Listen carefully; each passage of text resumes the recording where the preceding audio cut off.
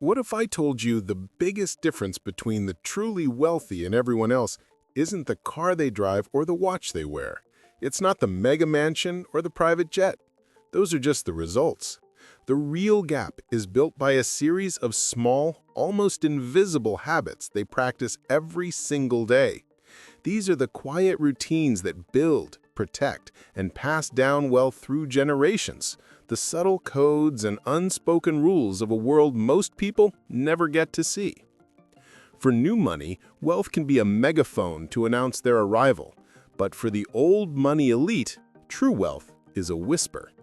It's a language of subtlety, of purpose, and of a time horizon that stretches way beyond a single lifetime. Today, we're pulling back the curtain on 10 everyday habits that quietly separate the old money elite from everyone else. This isn't about inheriting a fortune, it's about building a mindset. And the last one just might change how you see your own financial future forever. Section 1. The first habit. They treat every purchase as an investment, not an expense. The first and maybe the most important habit is how they handle their money. For most people, and often for the newly rich, money is for spending. It's a tool for buying things, for pleasure, for status. But for old money, every dollar is a seed, and they are obsessive gardeners. Their main question isn't, what can I afford, but what is the return on this? This investment mentality applies to everything. Where new money might see a trendy, logo-covered designer bag as a status symbol, old money is more likely to see a depreciating asset. Instead, they might choose a classic, beautifully made leather bag from a heritage brand, not for the label, because they know it will hold its value and style for decades. It's not a purchase, it's an acquisition. The same thinking goes for a tailored wool coat, a mechanical watch, or a piece of solid wood furniture. The question is always, will this last? This reveals a deep philosophical split. New money often feels the need to show off the fruits of their labor, and who can blame them? They worked for it. But old money feels no such need. Their wealth isn't new, it's a long-standing fact of life. So their spending isn't a performance, it's purposeful. Even their luxuries are calculated. A huge country estate isn't just a home, it's a multi-generational asset. The Vanderbilt's Biltmore Estate, for instance, isn't just some dusty old house, it's a profitable tourist destination that still generates revenue for George Vanderbilt's descendants. This thinking dominates their financial portfolios. While new money might get a thrill from high-risk ventures like speculative stocks or crypto, old money puts protecting their capital first. Their strategies are famously conservative, often built on a foundation of blue-chip stocks, bonds, and prime real estate. That said, some do diversify into private equity or venture capital, but always with a slow, steady, risk-averse approach. They're not trying to get rich quick, they're trying to stay wealthy forever. Section 2. The mastery of an understated appearance. In a world drowning in fast fashion and loud logos, the old money elite practice a radical form of rebellion: quietness. The second habit is the mastery of an understated look, a philosophy often called stealth wealth. This isn't about being boring. It's about understanding that true style isn't shouted, it's discovered. Here's the main difference. New money often dresses to stand out, while old money dresses to fit in with their own circle. Their clothes are a coded language, communicating status through perfect fit and incredible fabric, not brand names. Anyone can buy a Gucci belt with a giant logo. It takes a sharper eye to recognize the soft shoulder of a Neapolitan jacket or the quality of a Loro Piana cashmere sweater. Those are signals for a specific audience, one that values craftsmanship over marketing. This habit comes from a core belief in old money culture. Drawing too much attention to yourself is just bad taste. Flashiness is seen as insecure, a desperate cry for validation. You might see one of the wealthiest people on earth in a simple polo shirt and worn-in loafers. Not because they can't afford more, because they have absolutely nothing to prove. Their confidence is internal, not stitched onto their clothes. The focus then is on quality pieces that last a lifetime. A wardrobe is built, not bought. It's a foundation of high-quality staples in neutral colors. The perfect navy blazer, a well-made trench coat, tailored trousers, and leather shoes that are cared for obsessively. And fit is everything. Here's a secret they've known for generations. An inexpensive suit that's perfectly tailored will always look more luxurious than a $1,000 designer one that hangs from you. Money is better spent on the tailor than on the label. Section 3. The practice of radical discretion. If wealth whispers, then personal information is kept almost silent. The third habit, and one of the most guarded, is the practice of radical discretion. In old money circles, privacy isn't just a preference, it's a currency. It's the foundation of trust, reputation, and security. This habit is perfectly captured in the unofficial motto of many powerful families: never complain, never explain. It guides how they deal with the world. You won't find them in public fights on social media or airing family drama. They get that every public comment can become a problem. Mystery makes people curious. Oversharing just invites judgment. At its core, discretion is about control, controlling your own story and respecting the privacy of others. This means no gossiping, no sharing secrets from a private dinner. Being known as someone who can be trusted is the ultimate social capital. In a room full of powerful people, the person who can keep a secret is far more valuable than the one with the loudest opinion. This applies big time to their digital footprint. While new money might use social media to post a highlight reel of private jets and exotic vacations, old money sees that as both tacky and a huge security risk. Their social media accounts, if they even have them, are usually private and locked down for a small circle of family and friends. The content is for connection, not for show. A picture of a dog is fine. A photo of a new multi-million-dollar watch is not. They know that flaunting wealth online is just asking for trouble. This is taught from childhood. Kids learn that family business stays in the family. They're taught to be polite and engaging, but also guarded. It's a defense strategy for a world that's always trying to peek inside their lives. Section 4. The fourth habit. The deliberate cultivation of high-quality networks. The fourth habit is subtle, but incredibly powerful. The old money elite don't network like we think of it. They build relationships. They know the most valuable connections aren't about what someone can do for you today, but who they are over a lifetime. It's quality over quantity, depth over breadth. New money often collects contacts like trophies, going to big events and trying to meet everyone. Old money operates on a different social level. Their circles are smaller, more established, and often passed down through generations. These relationships are built over decades through shared experiences at the same boarding schools, universities, and exclusive clubs. They're not built on a LinkedIn request, but on a lifetime of trust.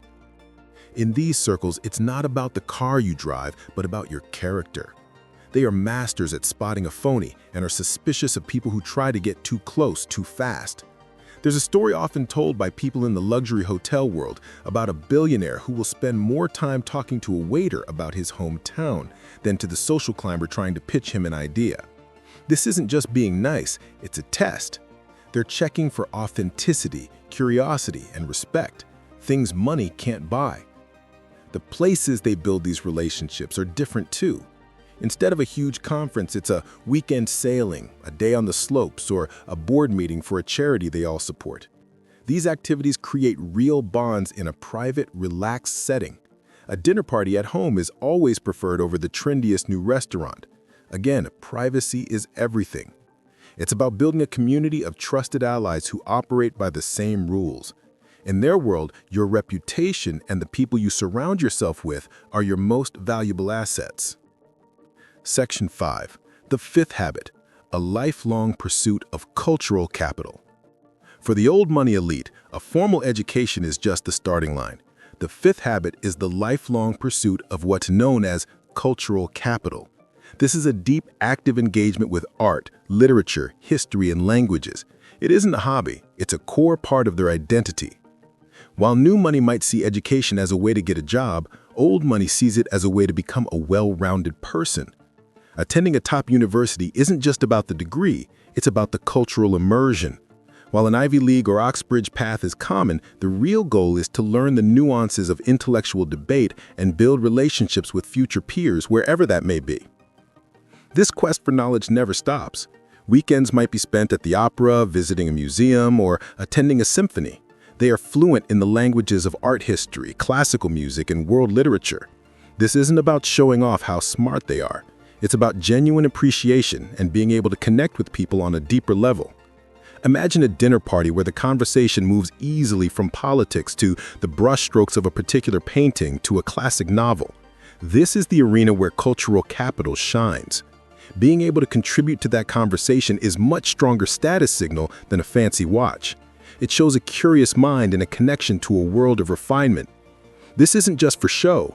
A deep understanding of culture and history gives them a broader perspective that informs their decisions in business and philanthropy. They don't just consume culture, they support it. They sit on the boards of museums and symphonies, becoming patrons of the arts. This ensures their family name is associated not just with money, but with a lasting cultural legacy. Section 6. The art of purposeful leisure. How we spend our free time says a lot about us. The sixth habit that sets the old money apart is their approach to leisure. For them, leisure is not about passively sitting around. It's an active, purposeful pursuit that combines physical activity, nature, social connection, and building a skill. The contrast is pretty stark. New money leisure might be buying courtside seats at a game or a VIP table at a club, experiences that are often about being seen. Old money leisure is typically more private and participatory. Think yachting, skiing, tennis at a private club, or equestrian sports. These aren't random hobbies. Each one requires skill, practice, and a certain level of fitness. They're activities that can be enjoyed for a lifetime and passed down through generations. A father teaching his daughter how to sail isn't just a bonding experience, it's the transfer of a cultural tradition. These activities also provide a natural, low-pressure way to strengthen social bonds. A day on the golf course or a weekend ski trip allows for hours of easy conversation, far from a stuffy boardroom. This is where friendships are deepened and trust is built. Even their home life follows this pattern. While new money might be eager to try every hot new restaurant and post about it, old money is more likely to host intimate dinner parties at home. This lets them control the environment and have deeper conversations without being interrupted or watched. The focus is on the quality of the company, not how new the restaurant is. It's a preference for doing over watching, and a belief that the greatest luxuries aren't things you buy, but experiences you create. Section 7. The seventh habit. The grace of eloquent and empathetic conversation. In a world of hot takes and online shouting matches, the art of conversation is dying. For the old money, it's the seventh habit, and it's absolutely essential. They master conversation with grace, tact, and a surprising focus on listening more than they speak. The goal of a conversation in these circles isn't to win an argument or prove how smart you are. The goal is connection. For example, a newly wealthy person, eager to prove they belong, might jump at the chance to correct someone in public. That's a huge social mistake. Old money knows that making others feel comfortable and respected is the real key to social grace. This is why listening is their secret weapon. They listen intently and ask thoughtful questions that encourage others to open up. They know when to speak and when to stay quiet. Humility is a huge part of this. They rarely dominate a conversation. Instead, they act as skilled facilitators, drawing people out and including everyone. They avoid one-upmanship. If someone talks about their vacation to Italy, they don't immediately top it with a story about their own more exclusive trip. They ask questions and show genuine interest, letting the other person have their moment. This style builds incredible trust and rapport. People feel seen and heard in their presence, which is a magnetic quality. It's also a great way to gather information. By listening more than they talk, they learn a lot about the people around them. This skill is taught from childhood, right along with table manners and writing thank you notes. It's the understanding that you can be the smartest person in the room, but if you make others feel small, you've already lost. Section 8. The eighth habit, viewing wealth as a generational responsibility. Maybe the biggest difference between old money and everyone else is how they view wealth itself. The eighth habit is viewing wealth not as a personal piggy bank, but as a generational responsibility. They see themselves as caretakers or stewards of the family fortune. This mindset changes every single financial decision.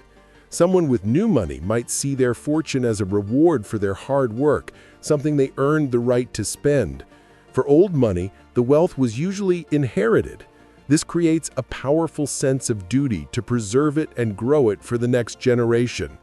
The main goal isn't to live a flashy life, but to make sure their great-grandchildren have the same opportunities they did. They are determined to avoid the old saying, shirt sleeves to shirt sleeves in 3 generations. To do this, they often run their family's finances like a business. Many create a family office, a private team of professionals, investment managers, lawyers, accountants, whose only client is the family.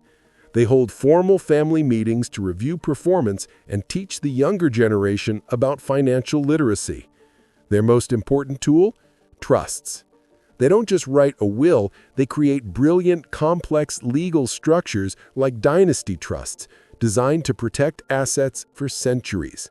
A trust acts like a fortress, shielding the family's wealth from a reckless heir, a lawsuit, or massive estate taxes. Often, the core principle in the trust is untouchable. Family members only get a share of the income it generates.